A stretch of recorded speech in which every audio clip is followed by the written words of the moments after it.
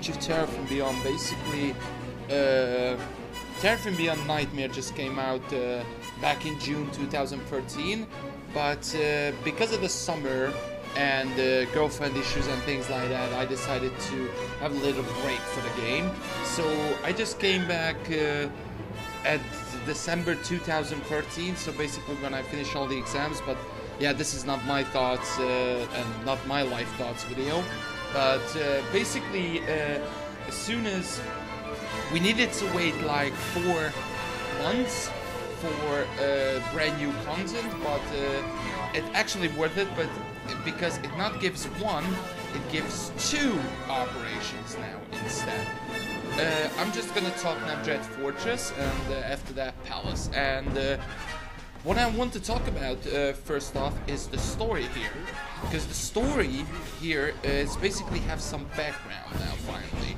Because you going into Oricon, basically we found out where the Dreadmaster headquarters is, and it's Oricon. Basically you need to go there, do these some kind of daily, it's a daily missions, and you will find out what happened to the Dreadmasters and what they done on that planet and things like that. As soon as you've done it, you reach their defenses, destroyed a lot of NPCs, achievements done, things like that. As soon as you've done it, you go first, the story goes on and you going into Dread Fortress. Let's see that.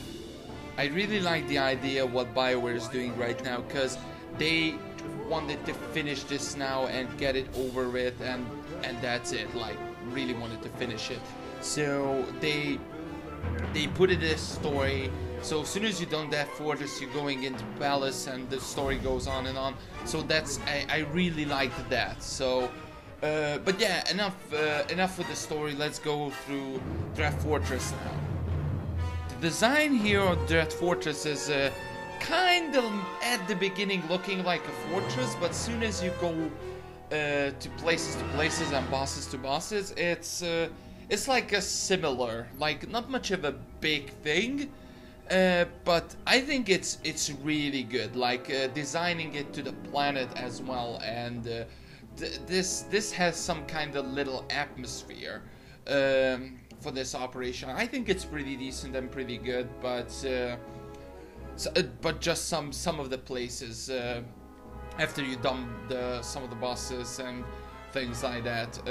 But yeah, that's about it. Let's go run through the bosses. Well, the first boss, Nephra, has a pretty funny story. Because back in the day, it was bugged. You can solo it on 60-man Nightmare.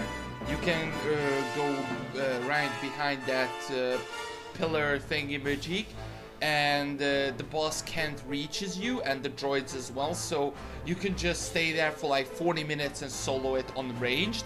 Or you can get it to 2 people, it doesn't matter. So a lot of people received a lot of mats, earpieces, implants, and any kind of loot, so it was an easy thing to gear yourself up if you're ranged or if you're in the guild and soloing it and everything.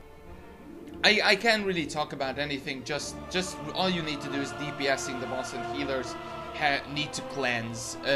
On Nightmare it's a little bit difficult because the debuff doing a little more damage, but other than that it was not much of a big deal. So for me, Nephra is a 6 out of 10. The second boss is quite challenging now, finally.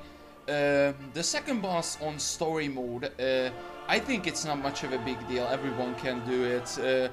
All you need to do is killing ads and things like that, so there is not much of a focus there, just focusing on the ads if the boss isn't there, and that's about it. But on hard mode, and especially on Nightmare was a hell of a good mechanics there. I mean, you needed to, on hard mode, you needed to get the ads, the corruptors, and you needed to interrupt it. As you can see, I'm doing 60 man now, because it's still some kind, it's a fresh, yeah, not fresh, but yeah, this is the latest content.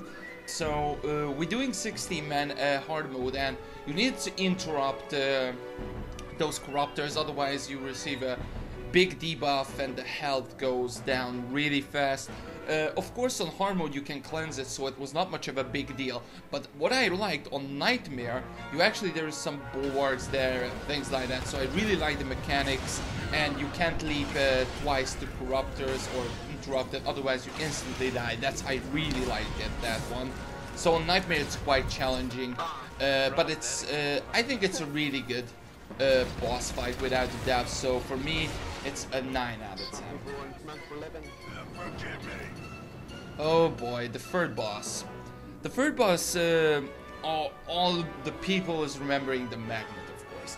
On story mode there is not much of a big deal with the magnet, but on hard and Nightmare there is. Because if you're going to the magnet on hard it's damaging, but on Nightmare you instantly die. So basically what you need to do here is get the ads and focusing. It has some mechanics, I really liked it, especially on Nightmare, because of the pipe smashes and things like that, and focusing on the ads. On 8-man it's a little bit difficult, but on 16 it's not much. I think in 16 this boss is not much easier. So for me this boss is a 7 out of 10. The fourth boss, Corruptor Zero, is I think it's a really fun boss without a doubt. On story mode, of course, it's still not much of a big thing. A lot of pugs can do it. You can pug it easily. But on hard and Nightmare, it's especially on Nightmare, it's hell. On the hard mode, they not changed much.